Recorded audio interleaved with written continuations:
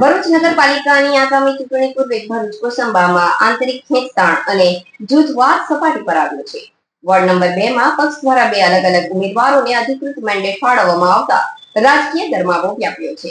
કુતુબુદ્દીન પટેલ અને શમશાદ અલી સૈયદ એમ બંનેએ કોંગ્રેસના ઉમેદવાર તરીકે ફોર્મ ભરતા પક્ષના કાર્યકરો અને મતદારોમાં ભારે ગૂંચવણ ઊભી થઈ છે. પ્રદેશ કક્ષાએથી બંને ઉમેદવારોના સમર્થનમાં સત્તાવાર પત્રો જારી થતા સ્થાનિક સંગઠનમાં તીવ્ર રોષ જોવા મળી રહ્યો છે. કુતુબુદ્દીન પટેલે આ ગંભીર મુદ્દે પ્રદેશ નેતૃત્વ પર આકરા પ્રહારો કરતા આક્ષેપ કર્યો હતો કે હાઈકમાન્ડ દ્વારા સમાજને અંદરો અંદર વહેંચવાનો પ્રયાસ કરવામાં આવી રહ્યો છે. પક્ષના આ અસ્પષ્ટ વલણને કારણે પાયાના કાર્યકરોમાં પણ અસંતોષની લાગણી જન્મી છે. આ વિવાદની અસર માત્ર નગરપાલિકા પૂરતી મર્યાદિત નથી રહી. રોષે ભરાયેલા કાર્યકરોએ પક્ષને ચીમકી આપી છે કે જો વોર્ડ નંબર 2ના મેન્ડેટ અંગેનો વિવાદ તાત્કાલિક ઉકેલવામાં નહીં આવે તો તાલુકા અને જિલ્લા પંચાયતની તમામ બેઠકો પરથી કોંગ્રેસના ઉમેદવારો પોતાના ફોર્મ પરત ખેંચી શકે છે. હાલમાં ફોર્મ ચકાસણીની પ્રક્રિયા ચાલી રહી છે, ત્યારે વહીવટી તંત્ર દ્વારા આ મામલો બપોરે 3 વાગ્યા સુધી પેન્ડિંગ રાખવામાં આવ્યો છે. આ મુદ્દે બીજા ઉમેદવાર શમશાદ અલી સૈયદનો સંપર્ક સાધતા તેમણે અત્યારે કોઈ પણ ટિપ્પણી કરવાનો ઇનકાર કર્યો હતો અને જણાવ્યું હતું કે તેઓ બપોરે 3 વાગ્યા બાદ જ પોતાનો પક્ષ રજૂ કરશે. બપોરે 3 વાગ્યા પછી જ ખબર પડશે કે કોનું ફોર્મ માન્ય રહે છે અને કોંગ્રેસ આ આંતરિક સંકટમાંથી કઈ રીતે બહાર આવે છે. આજ રોજ ફોર્મ ચકાસણી એસડીએમ ઓફિસમાં, કલેક્ટર ઓફિસમાં આપણે હાજર થયા. નંબર આવ્યો અને મેં મારી હાજરી પુરાવી ત્યાં અને પ્રદેશ કક્ષાએથી જે સહી મેન્ડેટ ઉપર હતી એ જ સાઇન જે પ્રદેશ કક્ષાએથી મને લેટર આપેલો હતો એના ઉપર પણ હતી.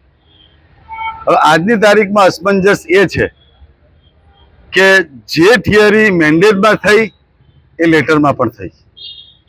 એટલે પ્રદેશ કક્ષાએથી આ શું થઈ રહેલું છે એ અમારા સમજમાં આવતું નથી. અને કોંગ્રેસ પક્ષ જો 100 વર્ષ જૂનો પક્ષ આ પદ્ધતિ અપનાવતું હોય તો માઇનોરિટી સમાજને અંદર અંદર લડાવવાનું કૃત્ય કરી રહેલી છે. અમને અત્યારે મેં એસડીએમ મેડમ સાથે વાત કરી તો મને 3 વાગ્યાનો સમય આપેલો છે. 3 વાગ્યાના સમય દરમિયાન અગર મારી ઉમેદવારી જો રદ કરવામાં આવશે તો ભરૂચ શહેર કોંગ્રેસના અંદર જે ઉમેદવારોએ ફોર્મ ભરેલા છે એ ટોટલ ઉમેદવારો પોતાની ઉમેદવારી પાછી ખેંચવાની જિમ્મેદારી હું લઉં છું અને ટોટલ ઉમેદવારો પોતાની ઉમેદવારી પાછી ખેંચશે. એનું રીઝન છે કે કોંગ્રેસ પક્ષના સાચા મેન્ડેટ પર જો ઉમેદવારી રદ થતી હોય તેનો મતલબ એવો છે કે એ પર્ટિક્યુલર એક સમાજને કોંગ્રેસ પક્ષ અંદર અંદર લડાઈ રહ્યો છે અને આની જિમ્મેદારી હું ટોટલ કહું છું પ્રદેશ કક્ષાની છે. શહેર પ્રમુખ અને જિલ્લા પ્રમુખે મને જે મેન્ડેટ આપેલો હતો એ સનાતન સત્ય હતો, એ સ્વીકારું છું. એનું રીઝન છે કે જ્યારે મેન્ડેટ સ્વીકારેલો હતો ત્યારે પણ હું હાજર હતો, એની ગણતરી મેં પોતે કરેલી હતી એમાં પણ હું હાજર હતો અને જ્યારે મેન્ડેટ લખાતો હતો ત્યાં પણ હું હાજર હતો. તો પછી એ મેન્ડેટ જૂઠો ના હોઈ શકે એની ગેરંટી આપું છું. પણ જ્યારે એમના પાસે બીજા 2 મેન્ડેટ આવ્યા એ મેન્ડેટ ચોક્કસપણે હું કહું છું કે વેચાયેલા છે. અગર કોંગ્રેસના મેન્ડેટ જો વેચાતા હોય અને 100 વર્ષ જૂનો પક્ષ એના ઉપર આપણે કઈ રીતના વિશ્વાસ કરવો એ સવાલની વાત છે. અને મારા માટે તકલીફની વાત એ છે કે હું એક સામાજિક કાર્યકર્તા છું. મારી સમાજમાં એક ઇમેજ છે, મારું નામ છે અને મારી ઇજ્જત પર આ ડાઘ લાગેલો છે. એનો બદલો કોંગ્રેસ પક્ષે ચૂકવવાનો રહેશે. પણ એમના પાસે હજુ પણ 2 કલાક છે, 3 કલાક છે. 3 વાગ્યા સુધી પ્રદેશ કક્ષાએથી કોઈ ડિસિઝન લે તો બહુ સારી વાત છે, નહીં તો આખા ગુજરાતમાં કોંગ્રેસ પક્ષ માટે આનું પરિણામ બહુ ખરાબ છે. સામે પક્ષે જે મેન્ડેટ આપવામાં છે તે કયા હોદ્દા પરથી આપવામાં આવે છે? સમજ ના પડે મને વિરલભાઈ. સામે પક્ષે જે મેન્ડેટ રજૂ થયા છે એ કોની સાઇન અને કયા હોદ્દા પરથી રજૂ છે? એ સવાલનો વિષય છે સાહેબ, તપાસનો વિષય છે. મેં માંગણી કરેલી છે, એમને જે મેન્ડેટ આપેલા છે મને સુપ્રત કરવા, મને આપવા મેં માંગણી કરેલી છે. એ તપાસનો વિષય છે અને મારી માંગ તો એ જ છે કે હું મીડિયાના માધ્યમથી સરકારી દફતર એમ જણાવું છું કે આ ચૂંટણીને તમે પેન્ડિંગ કરી શકો છો, કેમ કે મને શક છે ને હું સુપ્રીમ કોર્ટ સુધી પર જવાનું હશે આ મેન્ડેટને હું ચેલેન્જ કરીશ. પ્રદેશમાંથી જે લેટર આવ્યા છે સામે પક્ષે બી આવ્યો છે, તમને બી આવ્યો છે, શું કહેશો સાહેબ? એ લેટર જે મેન્ડેટ છે, જે મેન્ડેટમાં કામ થયેલું છે એવું કામ આજે પણ થયેલું છે. 12 તારીખનો મારો લેટર છે પ્રદેશ કક્ષાનો.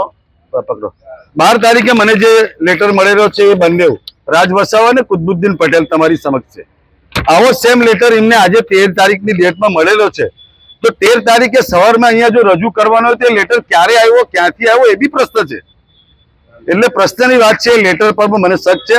એટલે આની ચુસ્તપણે તપાસ થવી જોઈએ અને પ્રદેશ કક્ષાએથી આનો જો કંઈક નિરાકરણ નહીં લાવે તો ચોક્કસથી ભરૂચ જિલ્લામાં અને તાલુકામાં કોંગ્રેસને આનો ભોગ આપવો પડશે. એનું રીઝન છે કે ભરૂચ જિલ્લામાં અને કોંગ્રેસ ભરૂચ તાલુકામાં અને ભરૂચ શહેરમાં માઇનોરિટીના લગભગ 70% વોટ છે કોંગ્રેસના. અને હું જાણું છું ત્યાં સુધી કોંગ્રેસ વર્ષોથી એનામાં આવડેલી છે અને કોંગ્રેસને વોટ આપી રહેલી છે. અને જો અમારા સમાજને વહેંચવાનું કામ જો કોંગ્રેસ પક્ષ કરતો હોય તો અમારો સમાજ એ વહેંચાવાનો નથી. કેમ કે અમે બધા માઇનોરિટીના વોટ છે. માઇનોરિટી કાયમ માટે કોંગ્રેસ તરફ વરેલી છે અને કોંગ્રેસ જો અમને અંદર લડવાનું કામ કરતી હોય તો અમને સહન કરવાનો નથી. આનો ચુસ્તપણે જવાબ આપીશું અને ભરૂચ જિલ્લા અને તાલુકામાં અને શહેરમાં આનું પરિણામ અમને તમને બતાવીશું.